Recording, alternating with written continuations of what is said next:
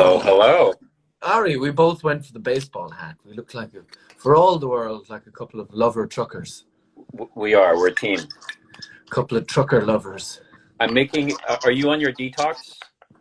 No, I'm starting on Monday. Okay, so I can raise an Aperol spritz at you, and have you not be jealous yet? Not quite. But, while you're doing that, I'm gonna have an ever so slightly quick, a wee small poem lubricator. So, 2 poems of yours you've got today. I hear. Oh well, I hear from your text message. Not that I've written, but poems that my dad. Sorry, let me be in the thing. My dad regularly supplies me with poems. But essentially, you and my dad are my sources of poems. So I've got 2. Actually, one that I then forwarded to you, and the 2 of us sort of had a teary moment over. About the battle on the fields. Yeah, Requiem for the Crappies by Sheehan. Yeah. Oh. Are you going to read any of your own poems? I don't really. No, I'm not. Okay. I don't really have it. Do you have a poem for us ready to go? You've been very poem lubricated over the past 6 months. Well, lockdown is ending, so my poetry output has dropped a little bit. But yeah, I've got plenty of my own poems. We'll have to narrow down to maybe I'll have you pick a subject, and I probably have that subject because I have enough poems. You kept yourself at a extraordinarily, I would say, almost self-punishing schedule for poems. Didn't you promise that you'd do a poem a day for quite a long time? I did. I did not keep that up. Oh well, I'm sort of glad in one way because it felt very unpoetic to. Well, but you're writing. How many short stories have you written this year? A lot. 2 or 3, but I've rewritten a shit ton of the little bastards. But this year I've been writing, lots of stuff. I suppose you write whatever comes to mind, don't you? You could share one of those if you wanted to. Putting that out there. You don't have to. Can I read? Now, this is how insta-tarded, sorry for being on 360.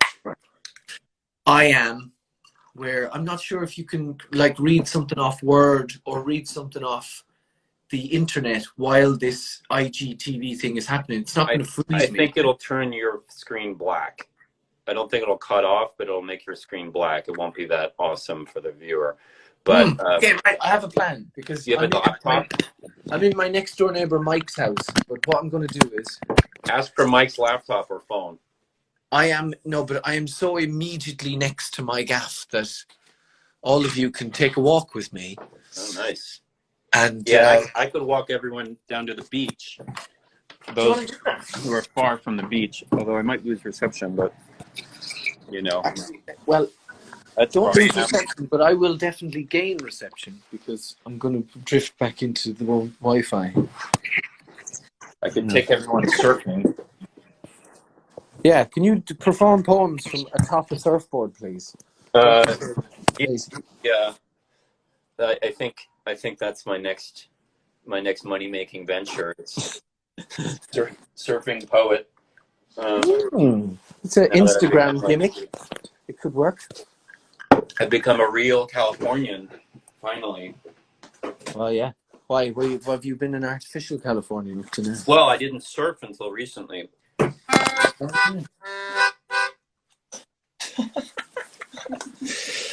Now I can see you doing that on a surfboard, and that really captured people's attention. Hello, everyone there. Yeah, there's a lot of hellos. For those who don't know, I directed Mr. Sheehan in a movie called The Song of Sway Lake. He plays a Russian. I just did see Russian written in there, so he plays a Russian dentist. No, I didn't. Named Nikolai. What?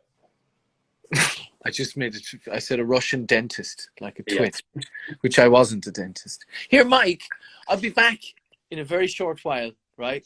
I'm going to drift over so that we can do this poetry thing in a classy, professional fashion. Yeah. When I go to the front door. All right, right you are. Cool, man. I'll see you very soon, right? Here we go. We're on the journey, everyone. Yeah.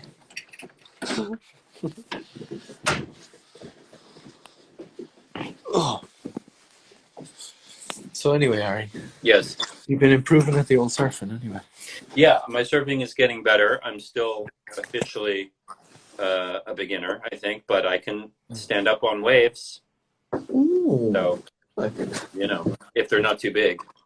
And I can even, I was up today before the sun came up, and there were birds and me, and then the sun came up, and then I got thrashed around a bit. And my big practice now is to remember to do this when I stand up.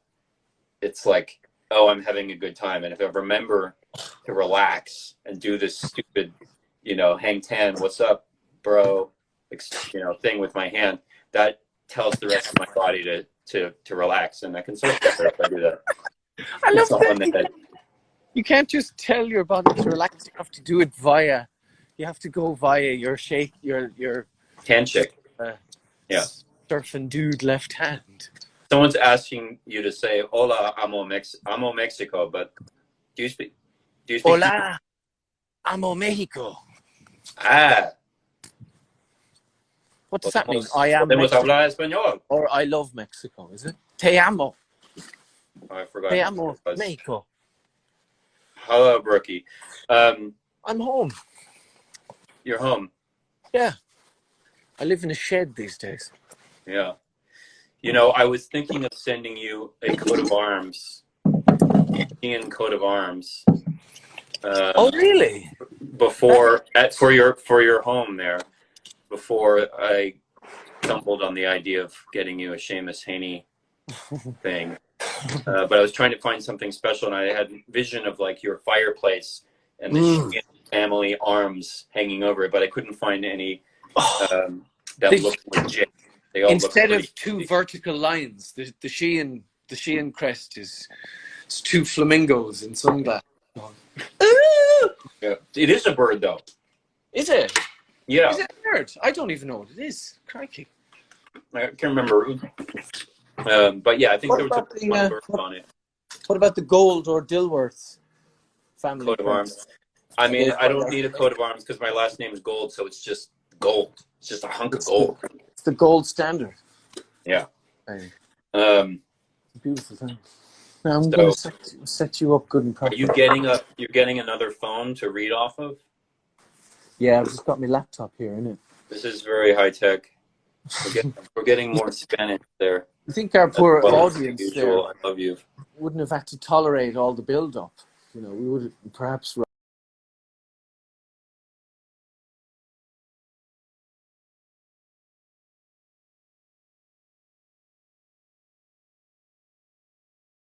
Rob could have thought of doing this before. No, but this.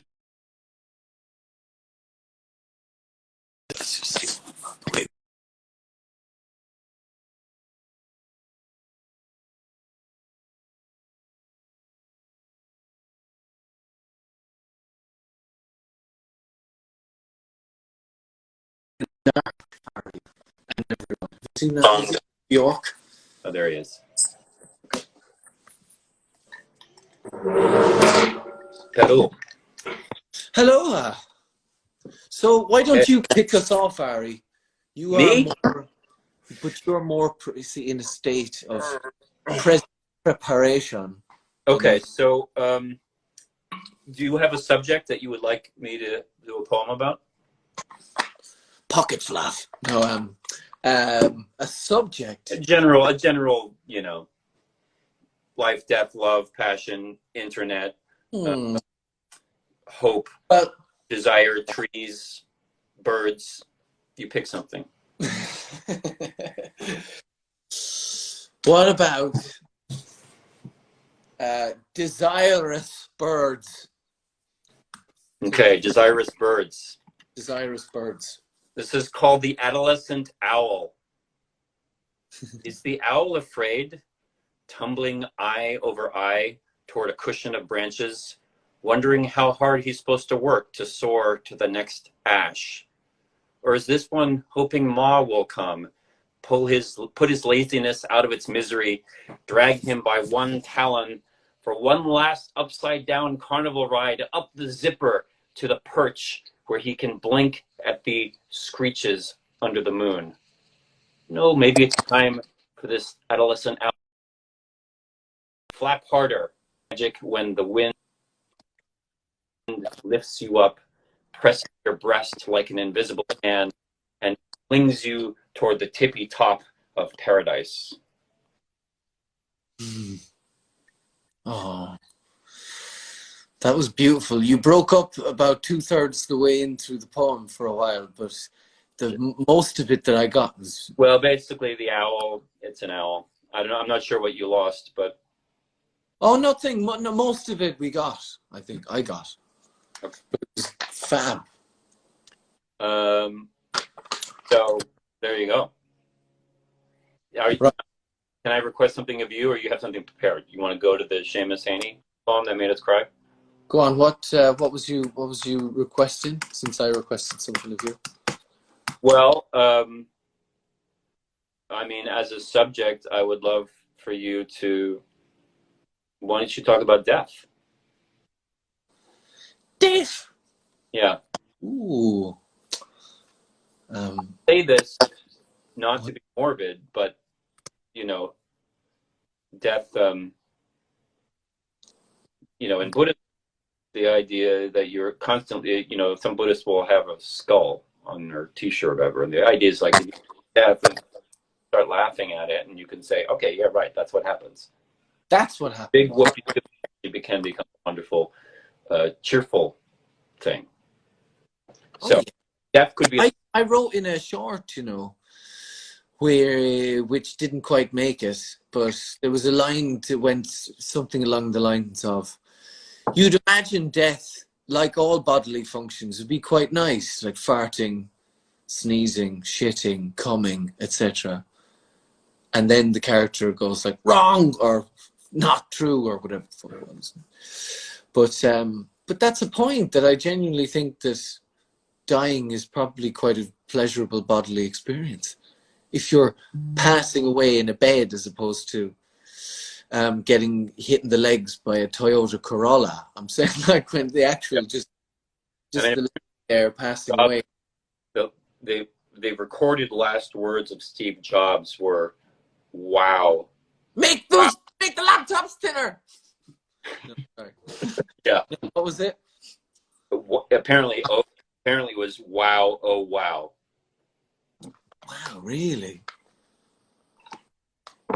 That's interesting. Seamus Haney, whose poem I'm about to read, which is about death, is very interesting because it's from the perspective of a dead man. The poem is written from the perspective of a dead guy. But what was I going to say? He texted his wife. He was at the hospital in his last moments, and she'd been there hours before she'd gone home, and he texted his wife and just said, in Latin, "Don't be afraid." And that was sort of their last correspondence. Seamus Heaney and his wife. Wow. God bless. It's nice though, he said, "Don't be afraid," because it must have come from a place of like feeling like in a really good mood, you know, near the end. Just feeling like, oh yeah, this is great, you know. Don't be afraid of this. Into the next realm, whatever that is. Yeah, just getting. Oh, you honey trap of a website. Are you looking for the Haney poem? Here it is now. Is it in the book, I think? It's not, unfortunately. I had a look, but there's some absolute crackers in there. What an idiot. I'll also read maybe one or two from the lovely book, the lovely Seamus Heaney poem book that Ari got me as a gift. And he found one somewhere which Seamus Heaney had inscribed himself to his Dutch publisher or translator. Translate. Translator. Yeah. And it's theirs. It's signed by Mr. Heaney's hand. What a nice gift. Oh, I'm going to give you such a beard massage when I see you proper. I miss you. So you need to find the poem, or? Oh yeah, you ready? Right. This poem is called Requiem for the Crappies. The pockets of our greatcoats full of barley. No kitchens on the run. No striking camp. We moved quick and sudden in our own country. The priest lay behind ditches with the tramp. A people hardly marching. On the hike, we found new tactics happening each day. We'd cut through rains and rider with the pike and stampede cattle into infantry, then retreat through hedges where cavalry must be thrown until, on Vinegar Hill, the final conclave, terraced thousands died, shaking scythes at cannon. The hillside blushed, soaked in our broken wave. They buried us without shroud or coffin, and in August, the barley grew up out of our grave. Remember the barley he had in his pockets?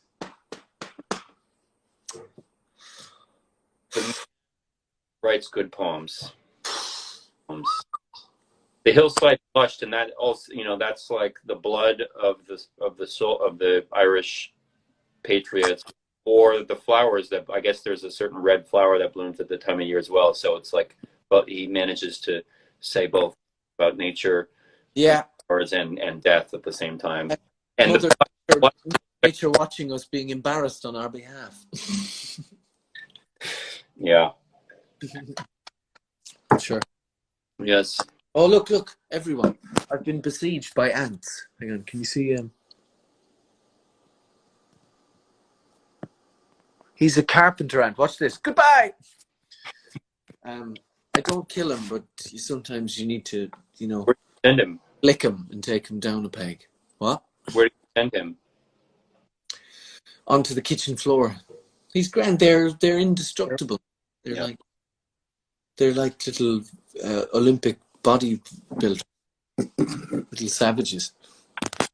But yeah, that's a beautiful poem, isn't it? It's a gorgeous little brief. I like sometimes poems, I suppose, like word memes, they're sort of, when they're short and punchy, I find it difficult sometimes to really love a long form poem. Mm-hmm. Like very, very long, sort of. I've read this book not too long ago where William Burroughs' book called Dead Fingers Talk.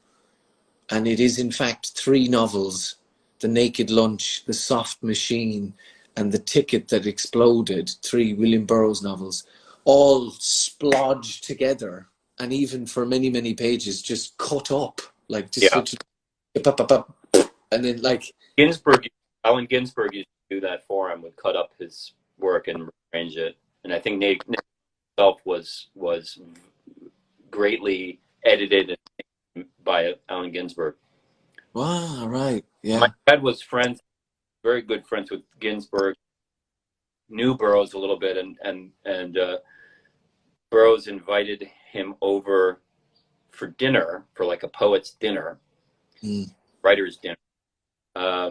And my dad brought my mom, who he had just met before I was born.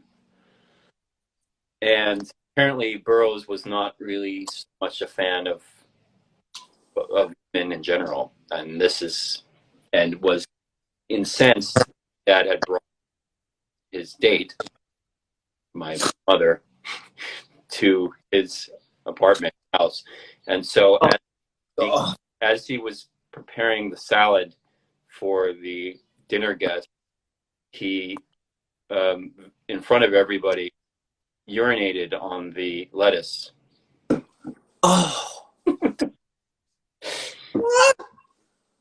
There you go. William Burroughs pissed on the lettuce. William Burroughs pissed on the lettuce. I'll have to ask my dad if he ate it. I suspect he did not. Did he serve it? Having pissed on it in broad daylight like that? Fucking, what a dick. These, ladies and gentlemen, are poets. These are the poets and the heroes of the 20th century. Yeah. So, maybe I'll read another one. Do you want to give? Right. Your turn. Wait! Oh, hang on! You've frozen on me again. Bollocks! Hello, Devandi. I love you too. Hi. Hello. Adopt me. A lot of you say that, you strange fish. Adopt me, adopt me. Why do you all need so much adopting? What's going on? Maybe you are. Oh, Ari's left. Right, hang on.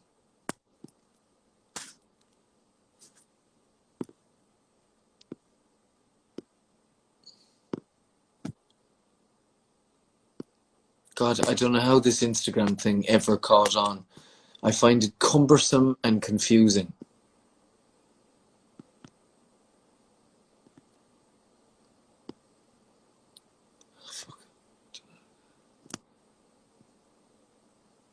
Questions. Oh, come here.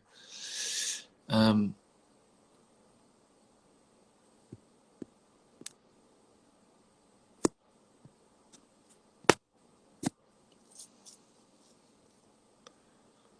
didn't realize that there was a whole questions portion to this IGTV.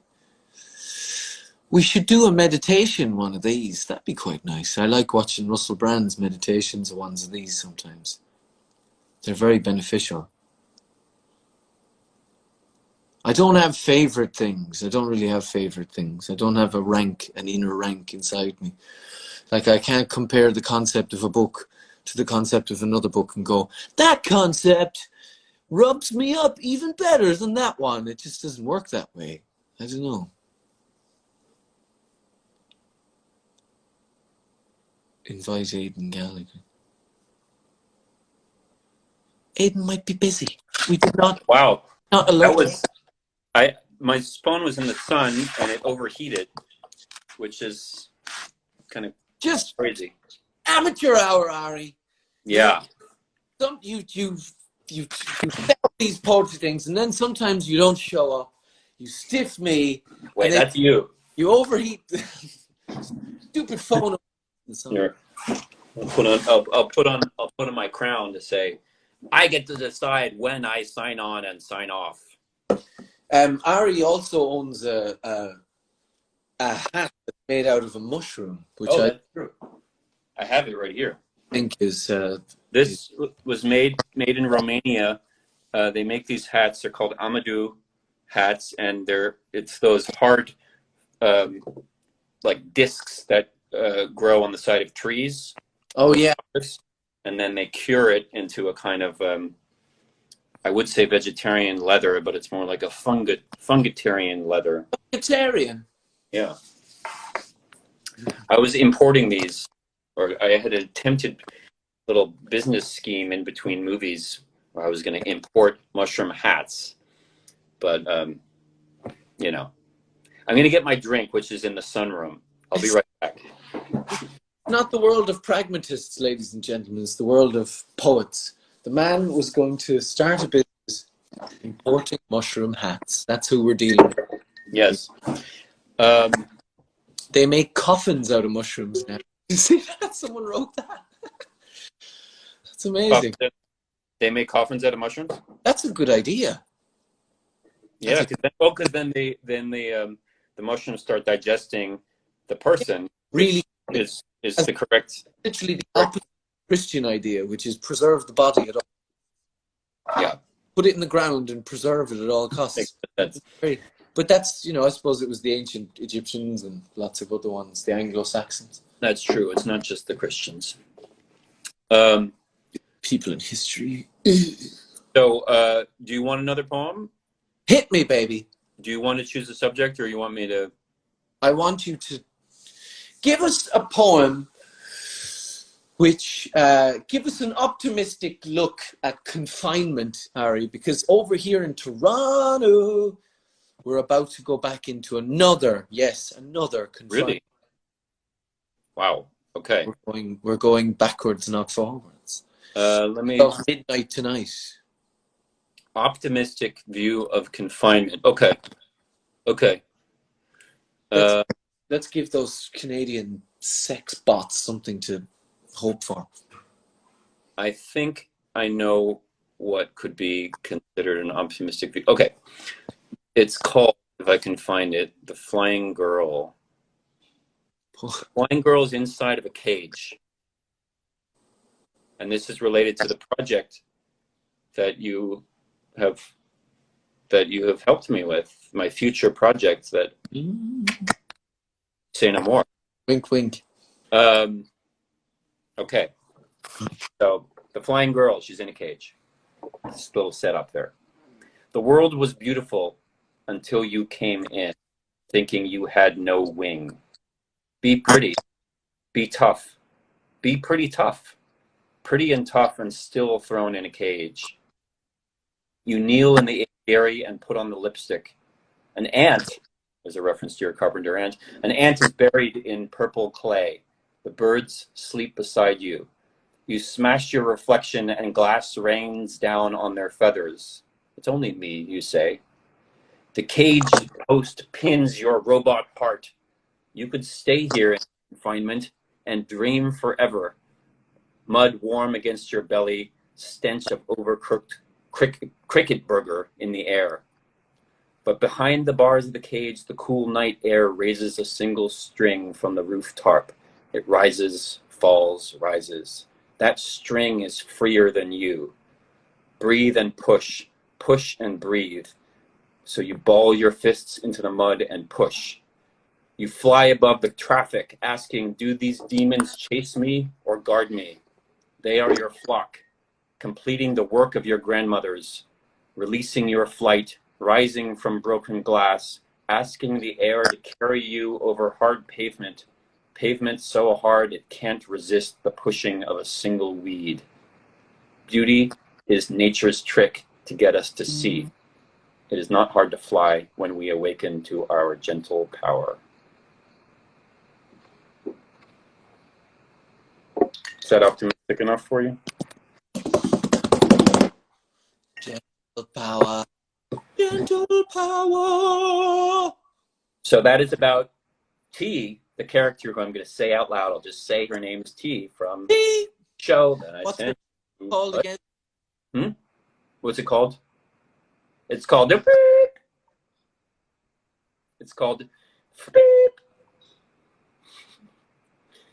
Secrecy. What the chicken's called again?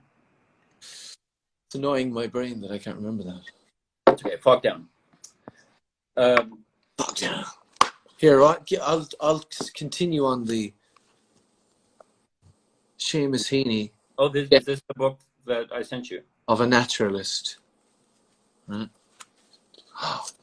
There's Mr. Heaney's scribblings himself. Do you know my mate Roger had a backward in the Gay Theatre once, back in the good old days. Sure, he died like a few years ago. Yeah.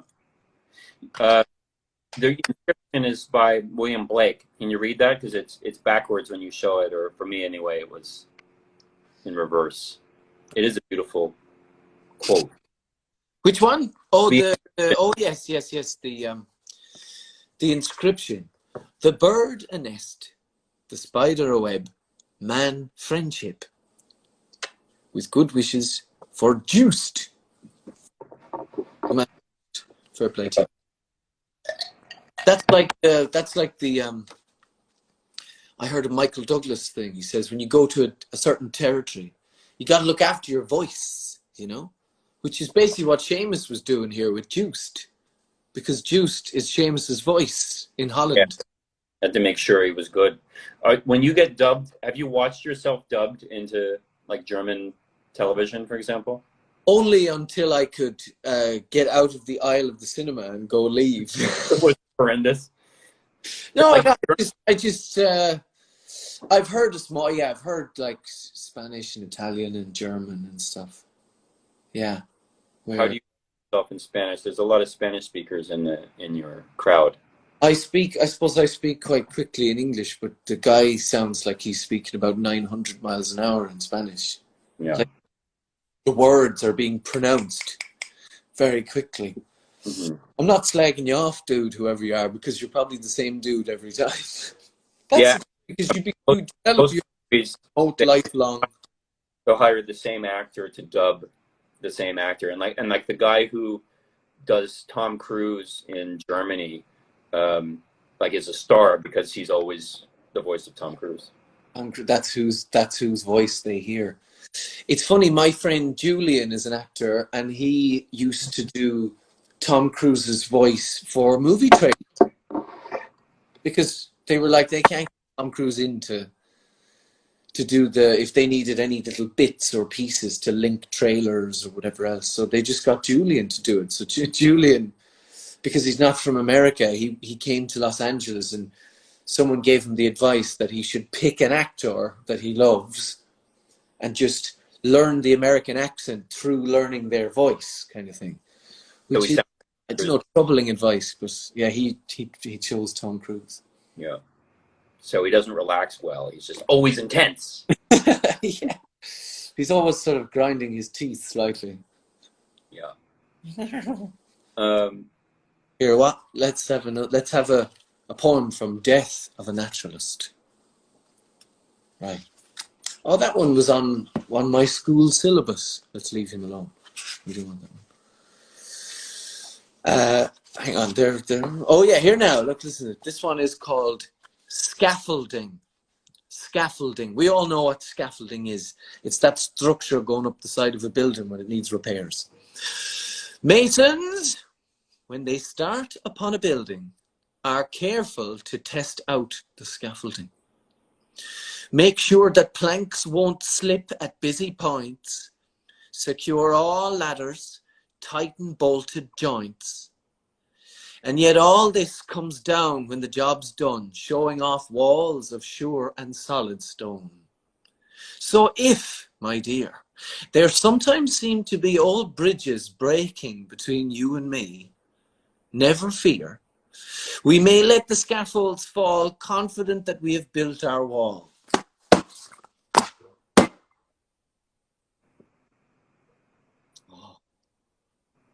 Do you have walls in yourself, Mr. Sheehan? Why is this suddenly tumbled into a psychoanalysis? Do you have walls within yourself?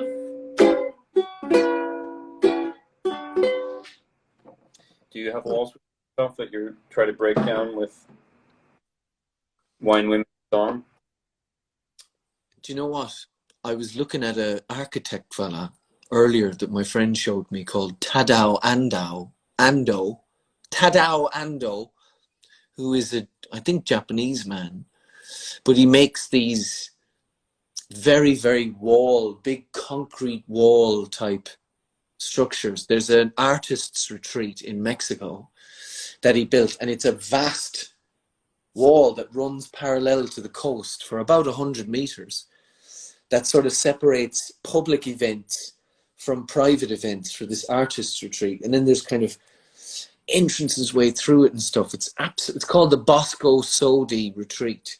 Check that shit out. It's mad looking. Have you been there, or you just seen pictures of it? I just saw lots of pictures of it today. And it's quite wall-y. It's quite sort of... Where is it again? These big... Where? Concrete wall structures. There's a place in Puerto Escondidos in Mexico. Okay. Also, there's a church that he did in Osaka called the Church of Light, where just one wall of it has like that, like opening. Do you know what I mean? Like a cross, but it's like in the wall, obviously, and it's fucking cool. It's really, really beautiful. But again, it's like a real concretey, boxy sort of thing. It's weird. I'm not a big fan of go visit it. Concrete jungle style places, but his shit is incredible. What's his name again? Tadao Ando, Tadao Ando, Is that a Filipino name? I'm trying to like figure. Ando Calrissian. Okay. Lando Calrissian, but without the Yeah. L. Yeah. Okay. It might be. I'm I completely not figure the right person to it. ask such affairs. I'm not too sure, to be honest. So, Um, have you got? Oh, I've got another poem actually in a minute. Another Irish gem. come to it, or you want to tell me to do something? Well, I was going to say, since I've done a poem, do you want to do a poem next? Sure. Do you want to pick a subject then, or just have me pick? Oh, do you know what? On a side note, it's so funny the subgenres that Netflix come up with to arrange, to genreify the material that they make. It's hilarious, isn't it? Like, mind bending is one that you see. Like, So what they say about Academy? I don't know. I don't think so, but they say it about like midnight gospel, say, because like that, for example, if you had done that on one of their Netflix greenlit shows, Yeah, that would definitely automatically be a category of mind bending. mind bending. Yeah. It's a docu journey. Arigold goes into the mysteries of the universe.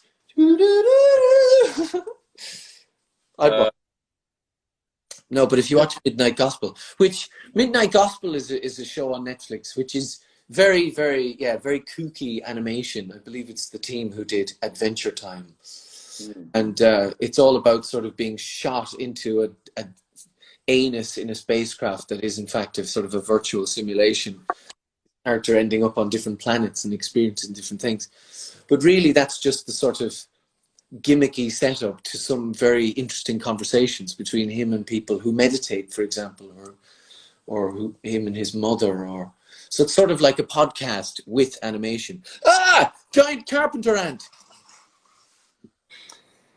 But yeah, so it was funny that, you know, they use words like kooky and mind bending when in fact Midnight Gospel is a show about where to live correctly from in yourself, and to realize the mind bends you all day long, you know, and you just think there's a metaphor.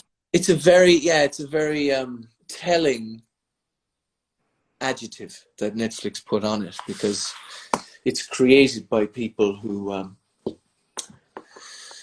I suppose, you know, think all day long for a living. I suppose they have to. They work for Netflix. Right, sorry, but so we were genreifying. That's what we were doing. What about penguins? Someone said a poem about penguins. I leave it up to you to interpret that way any way you like. I don't know if I have a poem. I mean, I just did an owl poem. I don't know if I want to. I mean, I have a lot of bird poems. I don't have a penguin poem, which is sad. Can I just take a poem that's about a girl and you can imagine it's a penguin? All right, but everybody, when you listen, I'll call it The Penguin. Imagine the girl character dressed as a penguin. Digital lifestyles. This is about a penguin on the internet. That's a very. The poem is The Penguin on the Internet. Go on. She poses twice again. How many dozens of natural moments, candid moments, has she sorted through to find and choose this one? Caught by surprise, glance in the mirror, half smile, girl child, sexy penguin doll with elf ears. Penguin into it.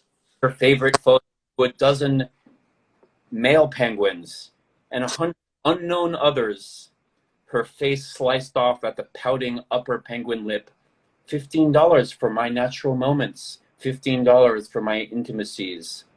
And then, waiting for a Caesar salad to be delivered from evil, from the late night Italian chain at her tall window above the colored lights of the Antarctic, for a single moment, digesting the only bite of food she'll eat. She is herself, but doesn't even notice. Beautiful last line, may I say, Mr. Gold. Is herself, but doesn't even notice. Yes, that was in response to people on the internet, actually, who, I've lived by the beach here, and, I see beautiful sunsets, I see dolphins. Sometimes I'm surfing next to giant pelicans or sea. Giant pelicans. Well, I mean, pelicans, but some of them are Some of not, them are quite intimidating. but it's just an adjective and then the noun. It's a giant pelican rather than. Just imagine them like 10 stories high. Uh, and then I see people on the beach um, spending 30 minutes setting up a shot of themselves, and then as soon as they get that shot, they walk away. And there's never been the moment of like, oh, I'm here. It's there's nature, and I'm in it or of it.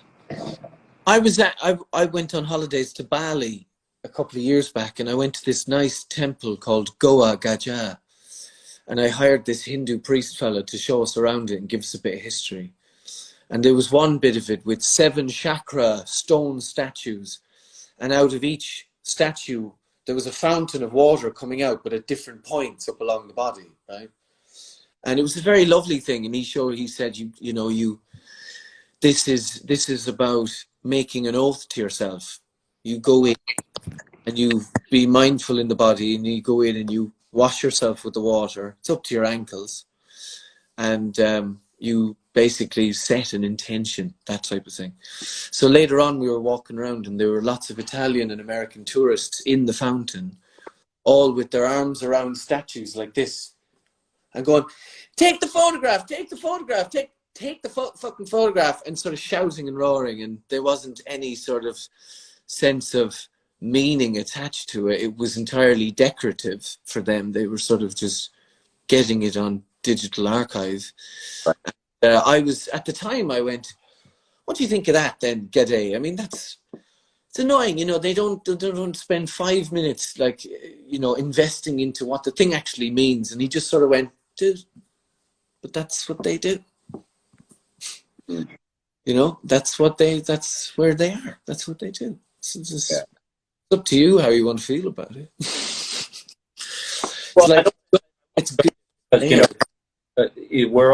We're all stuck in digital lives to some degree, but not a judging thing. There is a sense of like sadness when the person who inspired that poem is someone who doesn't seem to live that well on planet Earth, but it's so impressing other penguins that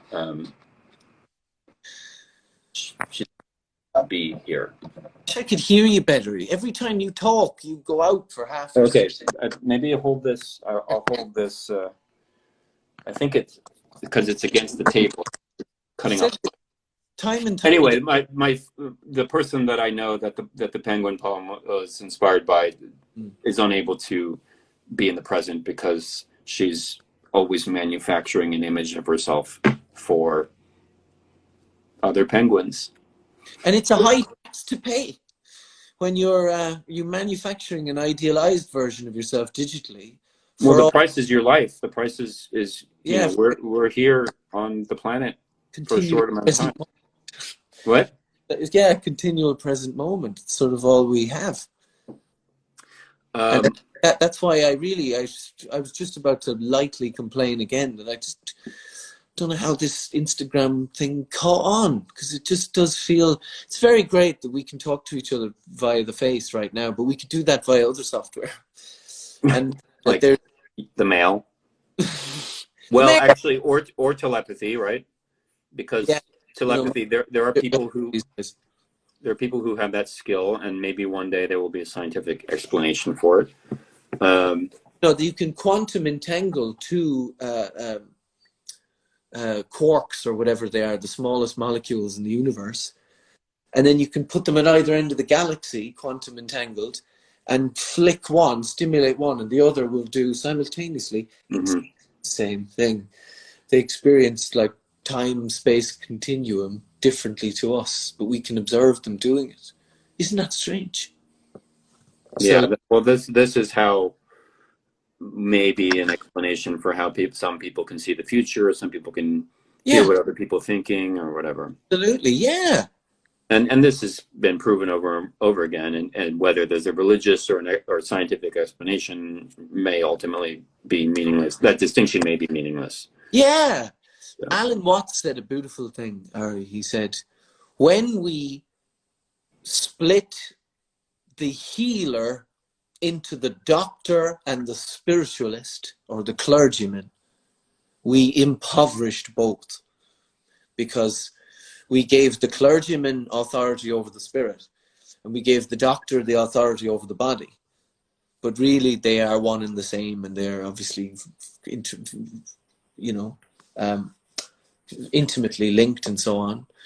But somehow, well, this is he was an Anglican, and the Russian Orthodox Church, their argument for why their version of Christianity is superior, and I'm not going to take sides on that, but their argument is that the whole meaning of Sunday and the meaning of Christ was specifically that in his life and resurrection, he unified the bodily world, the so-called profane world, the material world, and the spiritual world. He was proof that both could exist in the same molecule or person. And the Russian, or the Eastern Orthodox version of Christianity, where Sunday is the first day of the week, which we have in this, we have, the whole world sort of has that in the calendars, but the meaning of that is more in the Russian Orthodox, is based on the idea of that's when that first happened, that unity of it. And that's also why Russian Orthodox priests can marry and have families and all that, because of the whole idea is like, no, these things aren't separate. You can be spiritual and you can be body at the same time. So that's not an anti-Western thing, but it's a beautiful thing about the Orthodox tradition. My friend Mike won't thank me, my neighbor, for telling you all that he wants to have a T-shirt, because he wants to copyright the T-shirt. Which says what? That says, "This hologram bleeds." He better copyright that, because that's going to be mint. Going to take off, do you think? It's going to be big money. Big money.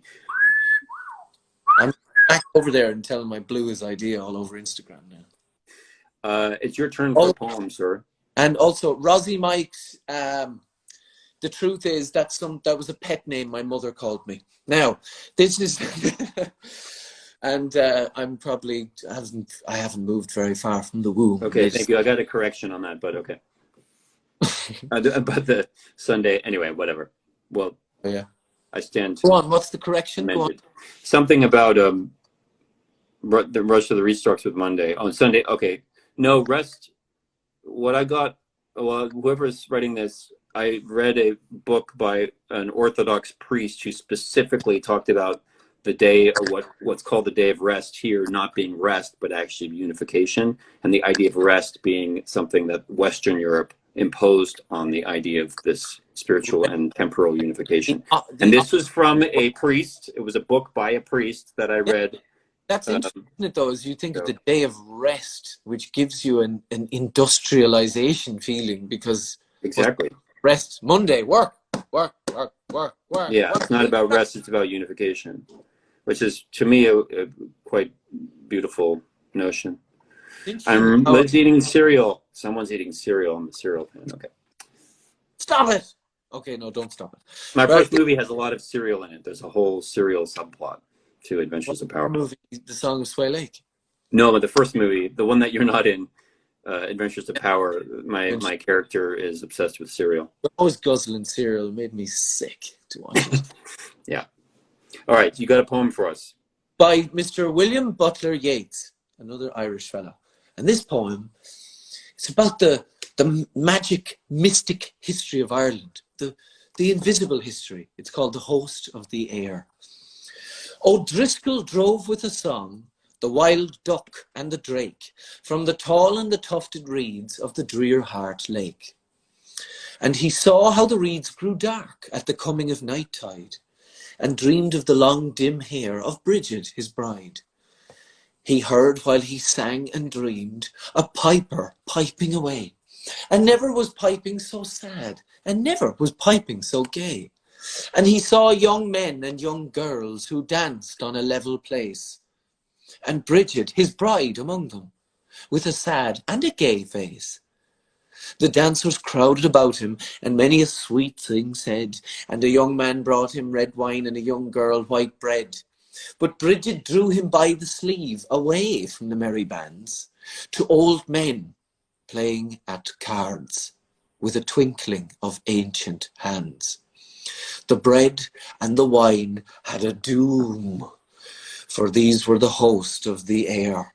He sat and played in a dream of her long, dim hair. He played with the merry old men and thought not of evil chance, until one bore Bridget, his bride, away from the merry dance. He bore her away in his arms, the handsomest young man there, and his neck and his breast and his arms were drowned in her long, dim hair. O'Driscoll scattered the cards, and out of his dream awoke. Old men and young girls were gone like a drifting smoke. But he heard high up in the air a piper piping away, and never was piping so sad, and never was piping so gay. What a fucking poem. Excuse my language, all you. Yeah. You know, the first poem I ever memorized was a Yeats poem. Short one. Is it the love one? Is it what? Is it the love one, you old charmer, you romantic? Well, he's got a lot of love. It's A Deep Sworn Vow. You must know that one, right? Is that the Had I the Heavens Embroidered Cloth? No. No, others because you did not keep that deep sworn vow Go on, have been others because you did not keep that deep sworn vow have been friends of mine. Yet always when I look death in the face, when I clamber to the heights of sleep, or when I grow excited with wine, suddenly I meet your face. So I was so in love with this girl that I took that poem and I took every word of the poem and made it the first line of a letter. So it would be secretly embedded into the letter. And then I wrote this long letter with all those words as a vertical. That's so you. Didn't work. I don't think she knew. I don't think she saw the poem. She would have had to turn the paper to the side.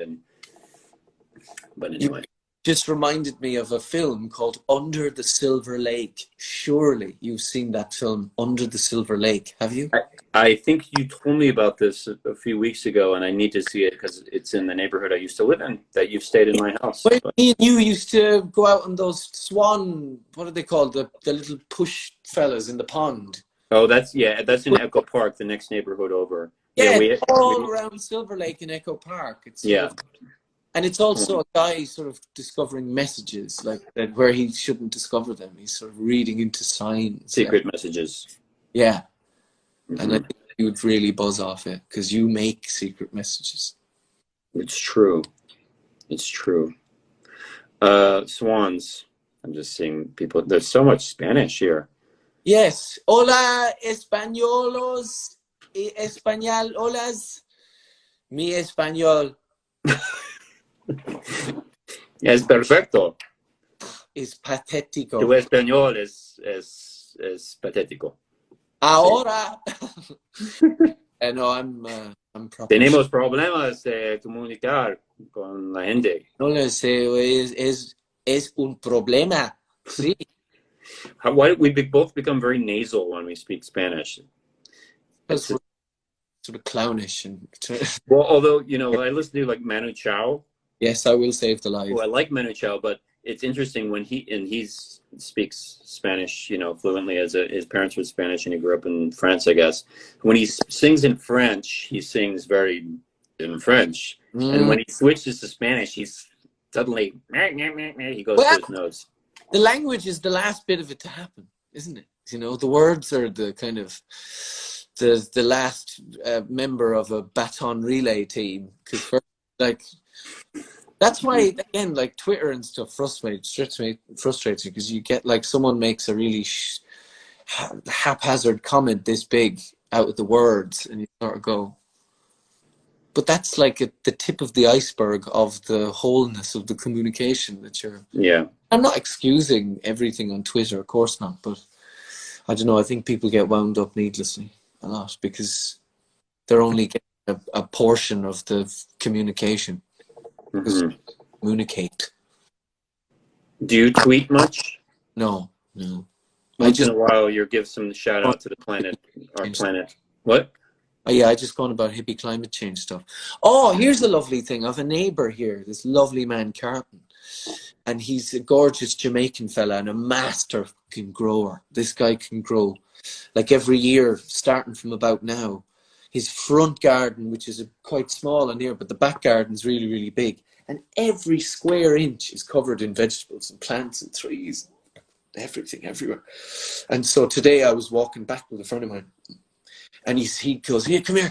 And he went off and got a big canvas bag full of seeds and gave me a ton of different, like, melons and zucchinis and heirloom tomatoes. And I've got. And they're, so these are winter vegetables that are ready now. Yeah. Well, no, he was saying put them down and they'll come up by end of July. Planting them now. Yeah, planting them. I don't know anything about when those things will be harvested, but I'm hoping to parasite off Carton and learn a few bits because I've got a little yard this year. I'm very happy to say. It's nice. Making umbrella. Yeah, if I manage to come this summer, I will see the garden in action. Please do. I'd love to see you in person and get you in a headlock. It would be a great joy. Because also there's a yard. It's a lovely bit of secluded. And I'll have a nice little fire pit and there's a little porch and it's just a little slice of heaven. You know, you don't need space. You just need the right small space, I think, to be. Yeah, indeed. And you know, there's a lot of people, God bless, who don't get outside space at all, which is that for me anyway. That would be a bit needly, I think. But you know, that's just me. So. It's your turn, I think, for a poem because I read the Yeats after you read the Yeats. Oh yeah. I've got come here on the what's his name? James H. Cousins. This is High and Low. Oh Christ, what's the name of that poem? The Chickens of Heaven. Let me...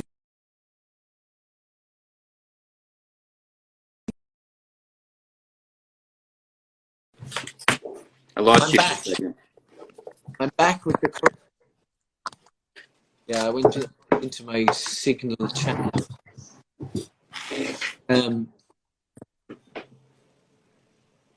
This is a big poem called High and Low by the Irish poet James H. Cousins, who was alive from 1873 to 1956. Jesus, was he? Oh, he was about 85, 90. Anyway, it goes like this. He stumbled home from Clifton Fair with drunken song and cheeks aglow. Yet there was something in his hair that told of long ago. I sighed and inly cried with grief that one so high should fall so low. But he snatched a flower and sniffed its scent and waved it toward the sunset sky. Some old sweet rapture through him went and kindled in his bloodshot eye. I turned and inly burned with joy that one so low should rise so high.